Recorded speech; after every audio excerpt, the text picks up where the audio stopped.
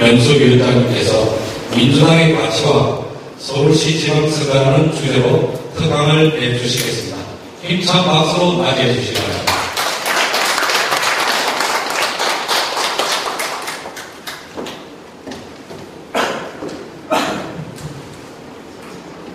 특강을 그동안 계속 우리 오영식 시당위원장님께서 해주셨는데 열화 같은 성원에 힘어서 목이 나셨습니다. 그래서 오늘 제가 대타로 연수위원장이라고 대타로 여러분을 만나드리는데 제가 지금 각 지역을 계속 수행하고 있는데 강동구가 제일 자리를 많이 채우셨어요. 감사드립니다.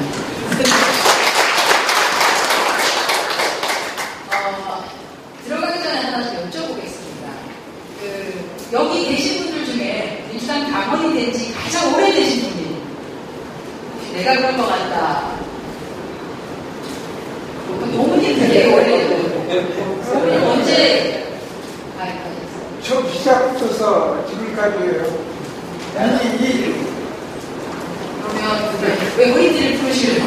내가 대통으로 한 몇십 년 된 거 같아요. 몇십 년이나 40년 40년이죠? 40년 정도 되시고. 그러면 가장 민주당 당원이 된지 내가 막내인 것 같다 생각이 드시는 분. 가장 최근에 가입하신 분, 그 다음에 들어오신 분. 혹시 오래됐죠? 저기 우리 외국 이제 손을 이렇게 들려고 하시다가 맞았는데 한 달 되셨어요? 우와. 그러면 잠깐 두 분한테 제가 좀 여쭤보겠습니다. 40년 당원 생활 하셨잖아요. 40년 뿐이 아니에요. 그 전에 마음을 좀 하셨고. 조명욱 박사 거기 들어가서 쭉 내려왔어요. 어디 가시려고? 그 40년 50년 이렇게 지켜오시면서 우리 당이 아직도 유지되고 있는 우리 당의 가치라고 할 수 있는 것, 정신이라고 할 수 있는 것은 뭐 어떤 게 있을까요? 정의. 네, 정의. 또 전통. 민주당 민주라고 하는 전통. 그리고 정직한 정당으로서 그렇게 나가는 거. 정직한 정당으로 나가는 거. 네. 그게 우리 당의 전통으로 나가야 한다. 가치로 나가야 한다. 우리는 정직하게 정당 생활을 했다. 그 어목한 독재 시절에도 우리가 외치고 우리가 들었던 민주라는 깃발을 놓지 않냐고 그 어목한 시절에도 독재와 맞싸워낸 그런 전통을 가지고 있다. 이렇게 생각하시는 거고. 가장 최근에 들어오신 한 달 되셨다는 그러니까 잡으셔야 되는데 자 그럼 한 달 되신 분은 나가시고 그 다음으로 가장 최근에 들어오신 분 때문에 이제 서로 손을 안 들려고 합니다.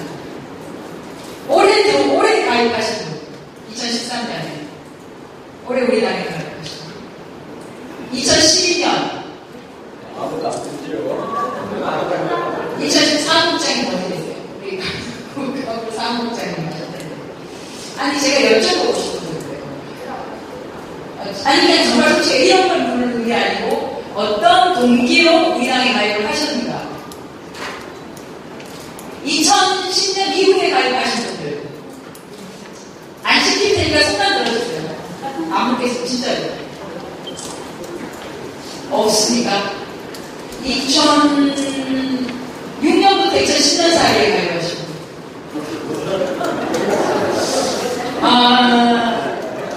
이게 진짜면 우리 당의 문제인 겁니다.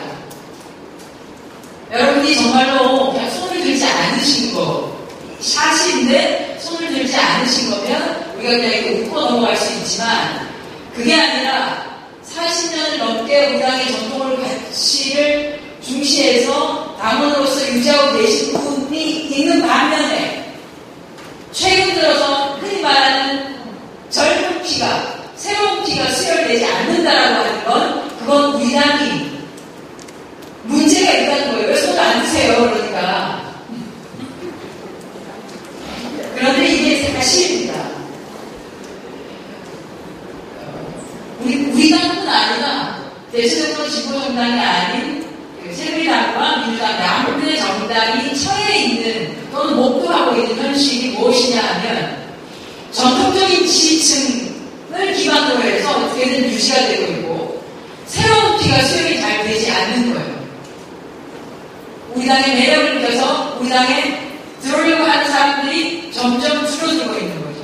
민주당의 전통과 민주당의 가치를 계승하고자 하는 새로운 피들이 점점 줄어들고 있는 거고 길게 보면 정당이 존속하기 어려운 상황이 됩니다. 우리가 아무리 좋은 가치를 가지고 좋은 비전을 가지고 정권을 창출하고자 하여도 정권 창출의 기초가 되는 단원이 없으면 지역에서 천명에서 우리나라의 가치가 이거야 돼요. 우리는 이런 가치를 내세우기 때문에 우리가 정권을 반드시 잡아야 되고 우리가 정권을 잡아서 정말 괜찮은 대한민국, 정말 괜찮은 강동구, 정말 괜찮은 서울시 만들어 가려고 합니다라고 하는 그런 얘기를 끊임없이 하는 새로운 피들이 들어와야 하는데 들어오지 않으면 이게 안 되시잖아요. 고모님 나이 또래의 사람들하고는 얘기를 계속할 수 있지만 지금 새롭게 20대, 30대가 되는 사람들과 그 사람들과 소통할 수 있는 새로운 세대가 돌아주지 않는다라고 하는 건 우리 당이 문제에 못착해 있다라고 하는 걸 우리는 알고 시작해야 됩니다. 계절이 바뀌었지 않습니까? 엄청나게 더웠는데 계절이 바뀌었어요. 가을이 되면 여름에 입던 옷을 이제 다 씻어서 집어넣으시더라고요. 지금 올여름에 입었던 옷을 내년 여름 돼가지고 입는 옷도 있고 안 입는 옷도 있습니다. 지방생 하시는 분들 보면은 그릇이 굉장히 많아도 3년 동안 한 번도 안 쓰는 그릇도 있고 그런 그릇들은 언젠가는 그냥 쓰레기통으로 들어가니까 마련입니다. 정당도 뭐 크게 다르지 않다라고 정당이 우리가 뿌리는 굳건하게 민주당의 깃발 아래 뿌리는 굳건하게 튼튼하게 뿌리를 내고 있어야 하지만 시대가 바뀌고 세대가 변화하고 시대적 요구사항이 달라지는 것을 감안하지 못하면 그 시대 상황에 부응하지 못하면 아무도 그 정당에 대해서 그 정당이 우리를 대변한다고 생각하지 아니하고 내가 그 정당에 가입하고자 하는 매력을 느끼지 못하는 겁니다. 그렇게 되면 그냥 그 정당 그렇게 해서 고사되는 거죠. 늘 우리끼리만 하는 정당이 되는 거예요. 그래서 우리가 그렇게 되지 않는 민주당이 되게 하기 위해서 어떻게 해야 되는가 라고 하는 거를 좀 고민을 해야 되지 않겠습니까? 그죠? 아깝잖아요. 우리가 이렇게 지켜왔던 이 귀중한 가치들을 그리고 앞으로도 지켜야 되는 가치들을 특히나 작년 총선과 대선 치르면서 올해 지금 이루어지는 이런저런 상황을 보면 시간은 몇십 년이 지났다고 하지만 여전히 그 가치는 그 물건의 가치는 우리가 지켜야 되는 가치인 것이 분명해지고 있는 지금 이 상황에서 우리를 뒤따르는 우리 기발들 앞에 나갔는데 뒤돌아보니 아무도 없는 상황이 되면 슬픈 현실이잖아요. 그래서 어떻게 우리를 따를 수 있는 사람들을 더 많이 만들어낼 수 있는가, 더 많이 모아낼 수 있는가, 더 많이 모아내는 정당이 결국은 선거에서 이기는 겁니다. 더 많은 쪽수를 한 달이라도 걸치게 하는 정당이 결국은 이기는 겁니다. 그걸 하기 위해서 우리가 오늘 잠깐 우리 당의 가치에 대해서 한번 생각해보는 시간을 마련하겠습니다. 여러분들 그 자료실권 이렇게 드렸는데요. 민주당의 강령 정강 정책. 이걸 이렇게 드리면 혹시 한번 읽어보셨어요? 이거 아마 시의원님, 의원님들 거의 다 읽어보셨을 것 같아요. 한번 이렇게 다 읽어보셨죠? 저는 따로 다시 읽어보시다 보면 잘 안 읽어봐주십니다. 그래서 여기서 아주 중요한 대목만 이렇게 눈으로 꼭꼭 찍고 가는 걸 좀 했으면 좋겠어요. 그거 한 10분에 걸쳐서 우리 한 걸로 꼭 얘기하도록 하겠습니다. 핵심되는 단어만 여러분들이 머리에 감아주시면 돼서 제가 그것만 짚어보겠습니다. 자, 우리 당의 정강정책 관련 전문이 있는데 그 중에 2페이지 보시면 2페이지 첫 번째 달라진다고 두 번째 달라졌습니다. 우리는 서해관 중산층을 중심으로 하는 국민정당을 지향한다. 이거는 이대로 대통령이 되면서 우리는 중앙차 중산층을 중심으로 하는 국민정당입니다. 우리는 이념 정당이 아닙니다. 우리는 대국민정당입니다. 우리 대중정당입니다. 그래서 당이 어떤 방식이든지 직접 이념화하는 것을 우리는 또 나눠내야 되고, 그것이 무이념을 말하는 게 아니에요. 우리가 가치로 생각하는 민주, 자유, 평화, 평등, 통일, 이런 가치를 지향으로 하는 국민정당을 지향한다 라고 하는 걸 알아주시면 좋겠고요. 3페이지 경제 부분입니다. 경제 부분은 워낙 얘기를 많이 해서 그냥 경제 민주화 한 단어로 얘기할 수 있습니다. 그런데 그 경제 민주화, 그게 뭘 말하느냐면 2번에 보시면 경제활동의 성과가 국민 모두에게 골고루 돌아가는 것이 경제 민주화입니다. 그것은 뭐냐 하면 사회경제적 양극화를 해소하기 위해서 공정한 시장 경제를 확립하자. 공정한 시장 경제 어떻게 확립할 수 있느냐? 재벌과 대기업에 대한 근본적인 개혁. 재벌과 대기업들이 극도의 부를 많이 쌓아가는 것을 그 사람들만 열심히 해서 부를 쌓는 것이 아니라 하청업체, 협력업체를 착취하지 않으면서 부를 쌓는 것에 대해서는 아무 말도 하지 않습니다. 그런데 지금 현재의 시장의 구조라고 하는 것이 대기업이 하청업체나 협력업체나 이런 것들의 수익을 최소화를 시키면서, 사실 하청업체라고 하는 데가 수익이 거의 나지 않는 곳이 많습니다. 그렇게 하면서 자기들의 이익만을 내리는 방식으로는 되지 않는다. 그래서 우리가 그걸 좀 공정한 시장 경제를 만들어 나가야 되겠다라고 하는 거고, 또 하나는 크게 얘기를 하자면 조세 정의 시장입니다.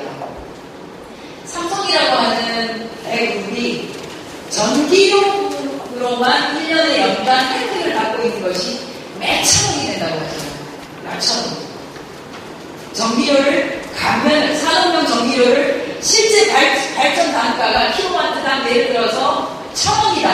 1킬로와트를 생산하는데 들어가는 기름, 인건비 이런 거 저런 거 송출 비용까지 다 합치니까 1,000원 정도가 들어간다라고 하는데, 삼성이 지금 얼마에 받고 있냐면 킬로와트당 한 500원이 받고 있다. 그 말이에요. 발전 단가에도 못 미치는 비용으로 산업용 종기를 써서 물건을 만들어내고 있어요. 그렇게 산업 활동을 하기 위해서 국가가 최대한 지원을 해주는데, 그 대신 이런 대기업이 그럼 뭘 해야 되느냐? 조세에서 정의를 실현해야죠. 제대로 된 법인세를 내고 상속세를 기피하는 것이 아니라 아이들에게 재산을 물리려고 하는 제대로 된 상속세, 양도세를 내고 사회적인 기업의 사회적 활동, 사회적 책임을 제대로 하고 이렇게 하면서 산업 활동을 하라는 겁니다. 그렇게 하기 위해서 국가는 또 엄청난 지원을 해주고 있으니까. 그런데 한쪽으로는 이렇게 국가로부터 엄청난 지원을 받으면서 정작 그들이 해야 되는 것은 안 하고 있지 않습니까? 그래서 우리가 공평하지 않고 정의롭지 않다라고 하는 겁니다. 지금 이 시장 구조 자체가 정의롭지 않다. 그래서 이러한 비정상을, 대통령께서 말씀하셨다고요. 비정상을 정상으로 맞습니다.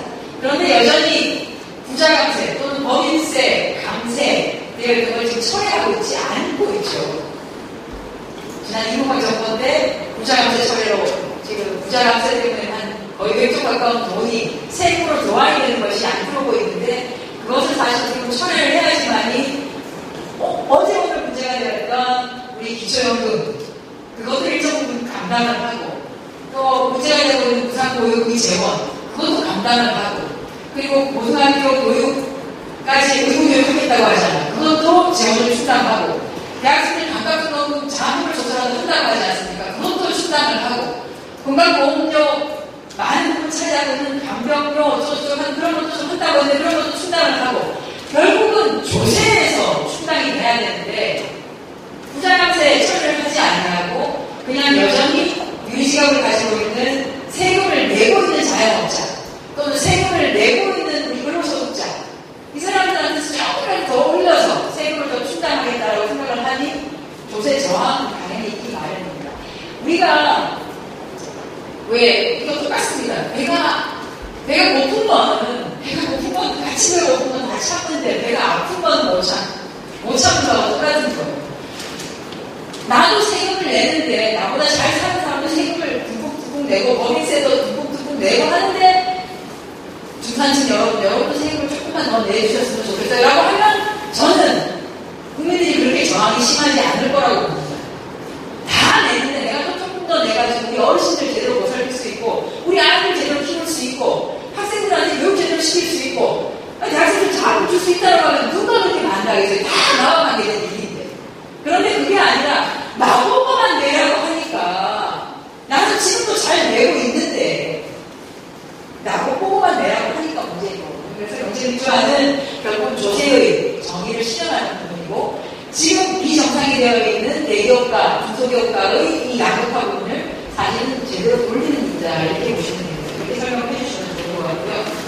또 하나는 3페이지에 보면은 4번 바로 위에 보면 FTA, 우리는 FTA를 포함한 모든 통상 정책에 있어서 국익과 국내산업의 보호를 최우선으로 한다. 민주당은 그렇습니다. 한미 FTA, 한중 FTA, 한일 FTA, 모든 FTA에 있어서 어느 것은 되고 어느 것은 안 되고가 아니라 우리나라의 국익이 최우선이다. 우리가 손해보지 않는 협상, 이것이 기준이 되는 것이지 어떤 인명비 자체를 내가지고 어디는 되고 어디는 안 되고 그것은 아니다. 그래서 우리랑 갖고 묻는 사람들이 있습니다. 왜 민주당은 한미 FTA를 그렇게 반대를 하냐?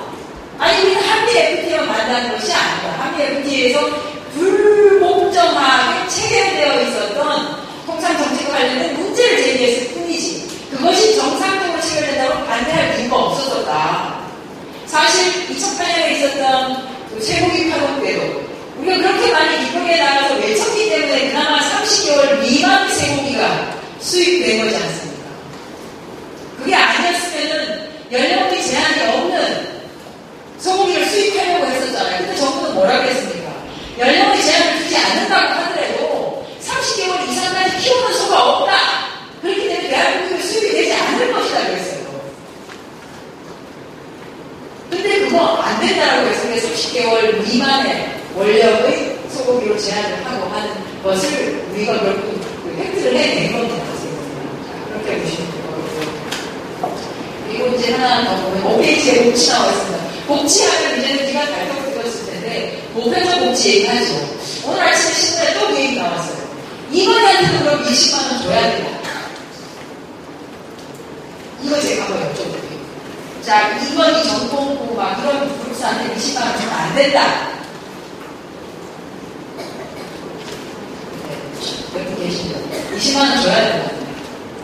신청주의로 해가지고 신청했을 때 들어오고 신청 안 했을 때 안 주고 그건 이제 방법사는 문제예요. 저는 보편적 복지를 기본한다고 기초원금은 기본적으로 줘야 된다고 합니다. 주고 그 사람은 세금을 더 내면 되는 거예요. 보편적 복지라고 하는 것은 보편적으로 혜택이 가도록 해놓고 그 혜택을 받는 만큼 세금을 더 내게 하면 됩니다. 이번이나 저번 그런 사람은 너무 많이 버니까 세금을 많이 내면 되는 거예요. 그런데 우리가 예를 들어서 부자이기 때문에 부자는 모든 것을 자기가 할 수 있으니까 아무런 혜택을 주지 않는다. 그럼 나중에 들어서 이 부자들이 도대체 나는 대한민국으로부터 어떤 혜택도 받지 않는데 내가 왜 세금을 내야 되느냐라고 하면 우리 뭐라고 할 겁니까? 그렇잖아요. 건강보험도 난 건강보험도 그렇게 많이 내고 있지만 실제로 아프면 나는 그냥 건강보험 미국 가서 치료하지 내가 한국에서 치료받는 거 없다. 그래도 다 줘야 되는 거예요. 그 사람이 받고 안 받고 다른 문제예요. 왜냐하면 나중에 결국은 조세 정의라고 하는 것이 문제가 될 때 내가 혜택받는 것이 없을 때 내가 왜 세금을 내야 되냐라고 하는 세금 논쟁이 들어가게 되면 모든 것이 민영화로 돌아가는 비결되는 방안으로밖에 나오지 않습니다. 필요한 사람이 도움을 넣고 아닌 사람은 가입 안 하고 그래서 가능하면 그래서 우리 같은 경우에는 그래서 지난 대선에서 80%의 어르신들께 저도 80%의 어르신들께는 기초연금을 다 20만 원씩을 드리겠다. 그렇게 했었죠. 그리고 또 세월이 지나 좀 된다라고 하면 더 하더라고요. 그래서 가능한 지금은 수준이 안 되기 때문에 그렇게 소득으로 따져서 70%, 60%, 80% 얘기를 하지만 우리가 원하는, 우리가 추구하는 목표는 전체 어르신들께 기초연금을 드리고 또 세금은 세금대로분들 더 내게. 맞습니다. 이건희 손자도 우선 혹시 해야 됩니다. 먹고 안 먹고 다른 문제. 먹잖아. 먹기 때문에 세금 내란 말이야. 이렇게 해야 되는 거예요. 요새 내라고 해야 되는 거죠. 그렇게 우리가 얘기를 그렇게 해주셔야 됩니다. 그렇죠? 그렇게 해주셔야 됩니다.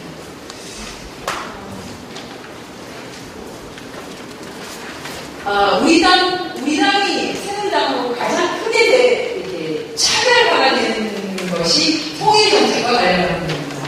왜냐하면 새누리당을 지지하고 있는 층이 그 부에서부터 조각제 같은 분들 있으시잖아요. 부에서 탱크로 수송품을 밀고 들어가서 어떻게 하자라고 하시는 분부터 해서 여러 층이 있기 때문에 가장 분열한 반면에 우리는 평화통일을 지향합니다. 평화통일.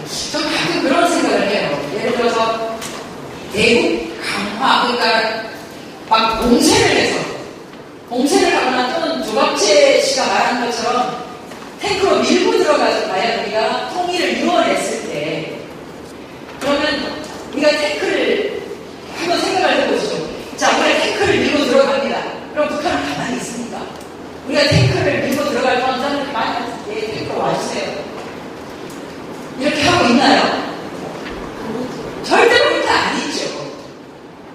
전쟁을 한다라고 하는 것은 우리도 직사하게 깨진다라고 하는 것을 생각을 해야 되는 거죠. 우리가 전쟁을 안 겪는 나라도 아니고 전쟁이 우리에게 무엇을 남겼는지를 빨리 잘 알면서 또다시 주소품으로 탱크를 가지고 밀고 들어가자라고 하는 원리를 얘기하는 사람에게 우리는 그럼 하나도 죽지 않냐고, 우리는 하나도 손해보지 않냐고, 서울은 하나도 다치지 않냐고, 하나도 깨지지 않냐고, 그렇게 할 수 있는 방법이 있으면 하면 좋겠죠.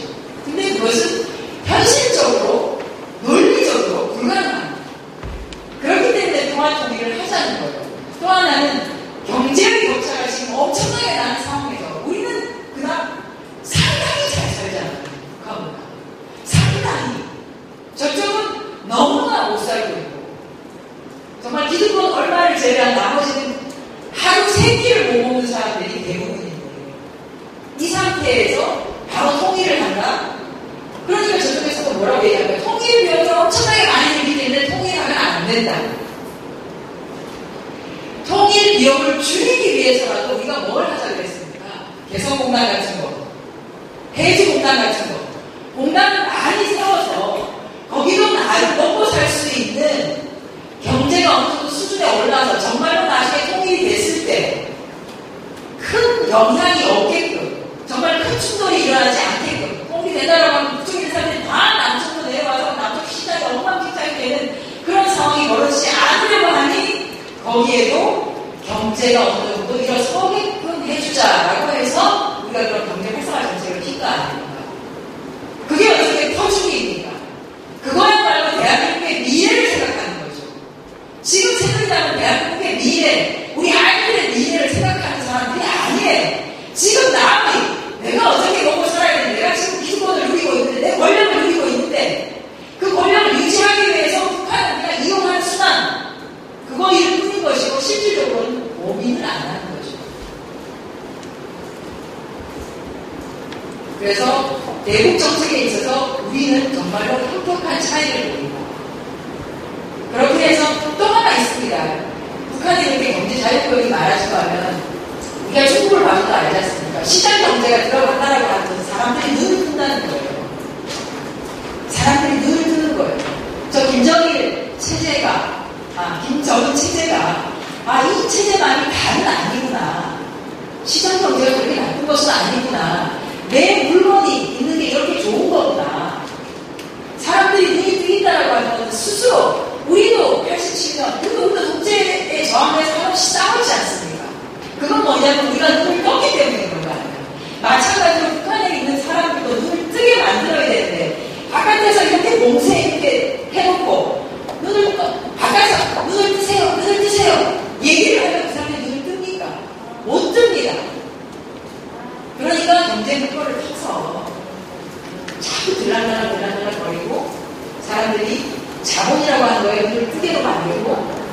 지방시는 사회자산이라는 거예요. 돈을 크게 만들어서 그리고 사람들이 생각을 하게 만들어야 되는 거죠.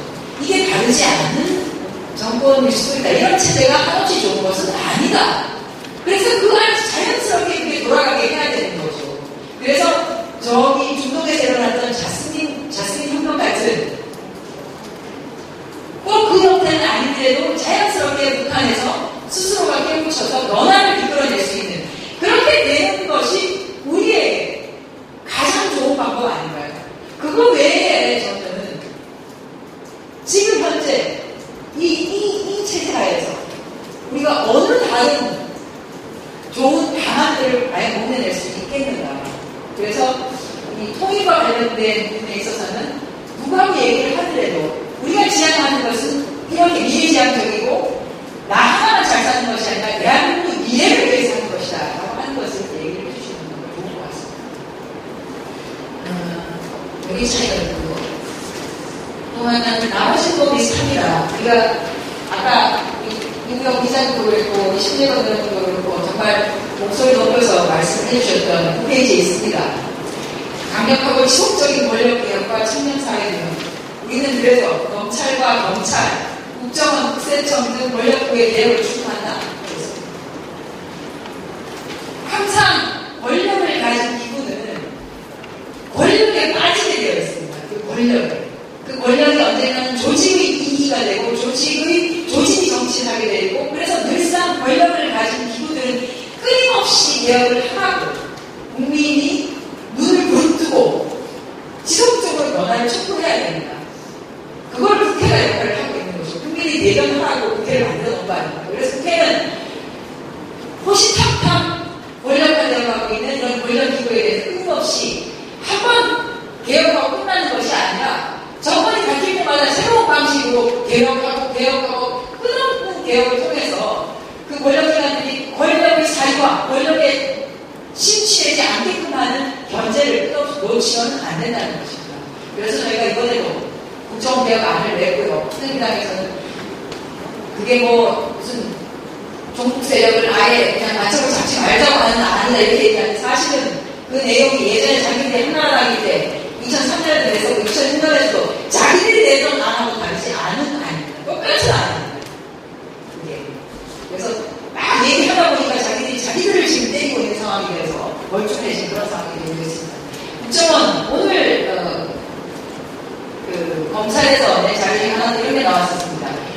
경찰이 경찰 CCTV에 녹화 이벤트들이 있었지 않습니까? 그거 다 보신 분도 계시고 안 보신 분도 계시지만 댓글 작업했던 걸 이렇게 분석하다 보니까 실질적으로 국정원이 댓글을 제대로 단 게 나온 거예요. 그랬더니 CCTV에 녹화가 되어 있는 거를 알고 있잖아요. 어쩔 수 없이 법적으로 지침으로 이렇게 녹화를 하게 되었는데 우리가 지금 얘기하고 있는데 같이 녹음이 되면 안 되니까 소리를 낮춰라. 소리는 녹음이 안 되게끔 낮춰라고 하는 얘기가 녹음이 되어 있어요.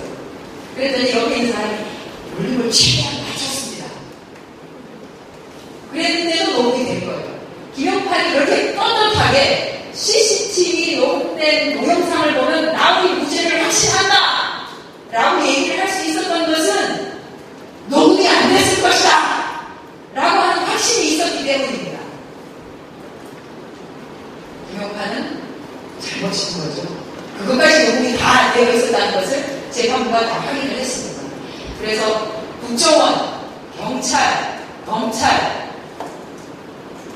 다 개혁을 해야 됩니다. 지금 정부에서 대선 때는 다 개혁하겠다, 뭘 하겠다 하시는데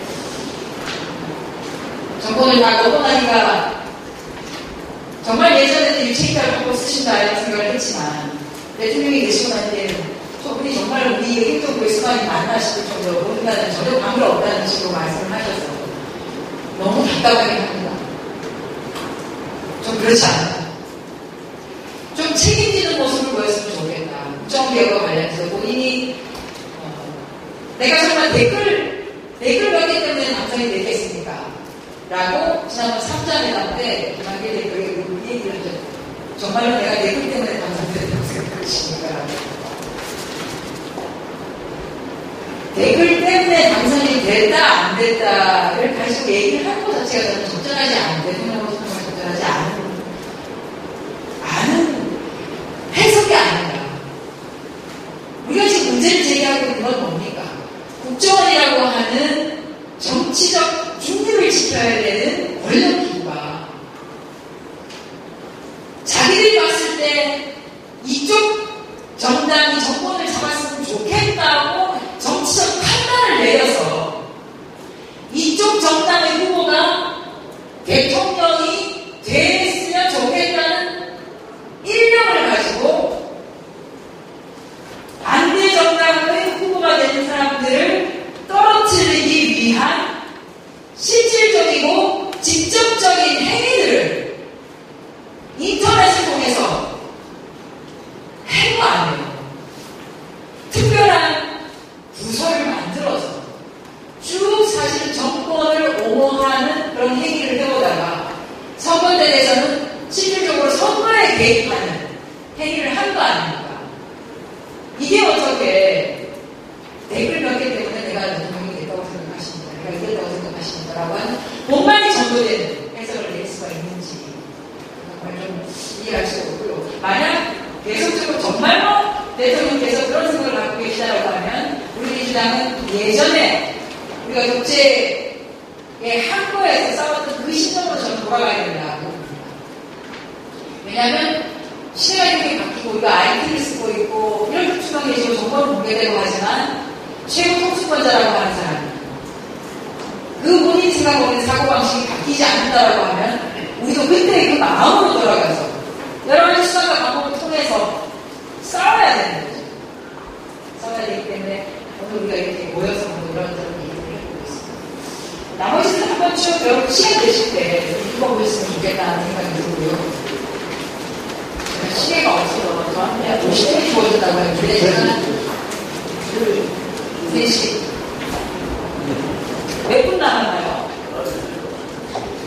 지금도 바꿔야 돼서 내년 지방선거 관련해서 우리나라 정치선거 관련해서는 그렇게 한 몇 가지 정도만 정리를 하고 얘기를 하면 얘기가 되시겠죠. 정치라든지 또는 나무가게라든지 또는 경제민주화 왜냐하면 세 가지가 가장 큰 이슈이기 때문에 그런 거 가지고 논의하는데 절대로 어디 가서도 지시면 안 되게 주장을 하고 그런 얘기를 보여주셔도 되고요. 하나는 우리가 처해 있는 상황을 좀 공부를 하겠습니다. 이제 어제도 이렇게 말씀드렸었는데 우리가 두 번의 정권을 잡았습니다. 두 번 잡았습니다. 1997년, 2002년. 1997년에 우리가 어떻게 정권을 잡았습니까? 김대중 대통령께서 야권 연합을 통해서 정권을 잡았습니다.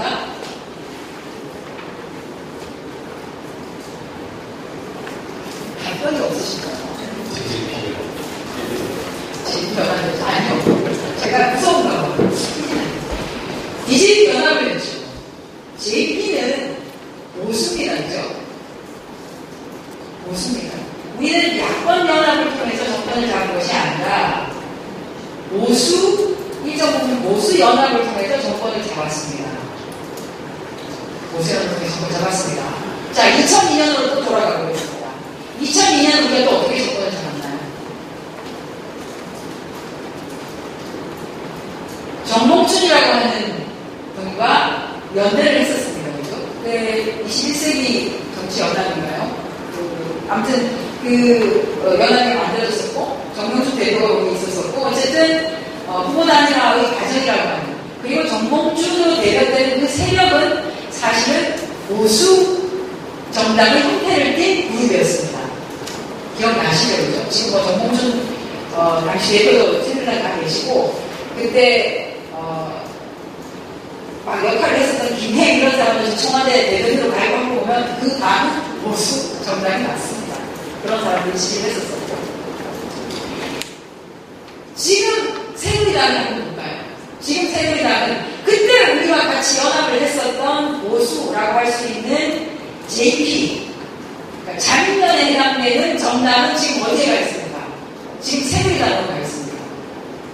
2002년에 우리와 같이 발을 맞췄던 손을 잡고 함께 해보고자 했었던 21세기 연합과 관련된 그 정당에서 활동하시던 분들은 지금 다 대부분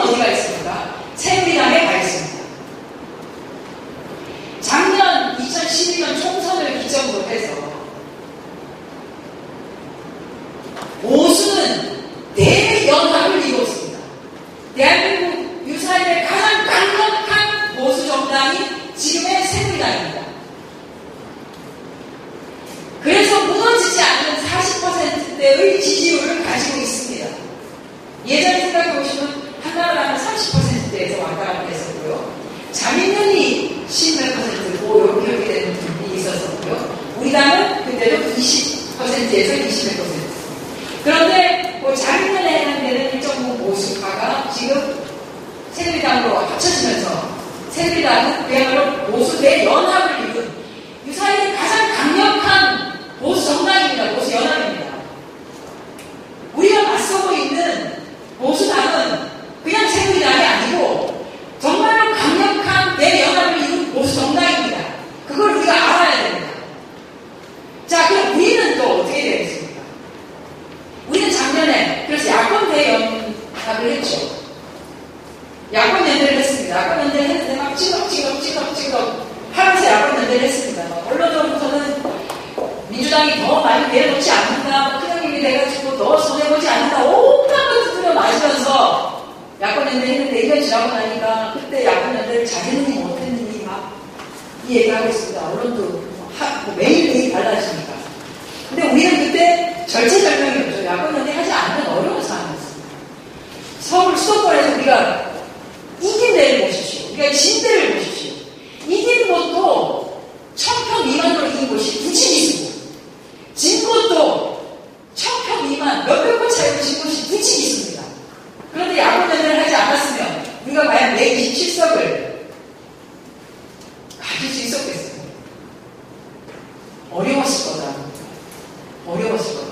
우리는 내년 지방선거 때 되면 또다시 이 숙제에 문착을 하게 됩니다.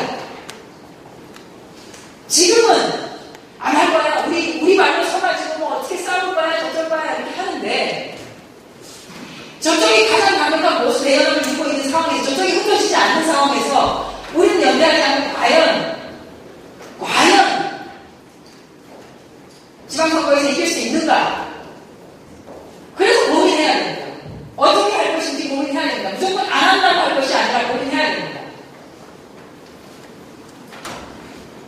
어떤 기준과 원칙에 대해서 안철수 씨가 안 한다고 하잖아요. 다 죽자는 거죠. 여기서 안 한다고 하는 사람은 그냥 다 죽자는 거하고 똑같습니다. 치킨 게임 하자는 거죠. 그래서 그거 고민을 사실 현장에서 여러분들이 고민을 좀 해주시고, 여러분들이 오히려 그 의견들을 당에 중앙당으로 이렇게 쳐 올리셨으면 좋겠어요. 지역에서부터 얘기를 하시고, 실질적으로 얘기를 하시면서 그 의견들을 주셔야지만 중앙당에서 여러분들의 의견을 받아서 정말로 내년 지방선거 우리가 어떻게 꾸려야 되는지, 야권연대 대 국민연대를 받으려고 하면 어떤 기준과 어떤 원칙에 의해서 우리가 시작을 해야 되는지, 그 고민을 해야 되는 거죠. 그리고 또 새누리당 또는 정부 여당 쪽에서는 자기들은 정말로 강한 보수 대연합을 만들어 놓고 우리는 지금 연대 못하게 하려고 난리를 피고 있죠. 막 작년 야권연대 해가지고 국회에 눈물을 집어넣었으니까 절대로 야권연대 하면 안 된다. 이거 무슨 얘기예요? 야권연대 안 해야지 자기들이 다 먹는 거니까. 자기들이 또 하나씩 낼 거고, 우리 야권연대 안 해야지 줄줄줄줄 이렇게 낼 테니까 당연히 자기들만 다 먹겠다는 거잖아요. 지금 가장 문제가 되고 있는 게 이천하고 서울을 줬잖아요. 서울을. 대한민국 특별시 서울을 지금 뺏긴 거에 대해서 원통하고 지금 저렇게 생각을 하고 있기 때문에 죽었다 깨도 서울을 다시 수복하게 제공하는 꿈을 꾸고 있습니다. 그렇게 하면이 야권연대를 하지 못하게 하기 위한 온갖 대책을 다 할 겁니다. 자, 그렇게 봅니다. 그러나 우리가 현명하게 내정하고 지금부터 고민해서 어떤 방식으로 우리가 형식을 짜갈 것인지에 대해서 한번 논의를 해야 된다는 생각입니다. 여기 아마 내년에 지방선거 출마하실 분들도 여기 많이 계실 겁니다. 그래서 지역에서 이런저런 고민들 하시면서 여러분들의 의견들이, 정말 이런 당원들의 의견들이 중앙당으로 집결이 돼서 우리가 당원들이 보기에 부끄럽지 않게 충분하게 설명이 가능한 그러한 연합을 통해서 지방선거 이길 수 있도록, 그것도 압도적으로 이길 수 있도록 그렇게 한번 노력을 해주십사 말씀드리겠습니다. 여기까지 저희가 처해 있는 상황, 그리고 민주당 어디 가서 싸우실 때 얘기해야 되는 거 이런 거 했는데요. 혹시 질문 있으시면 제가 질문 받고 가도 되겠습니다. 10분 남았습니다. 네, 10분.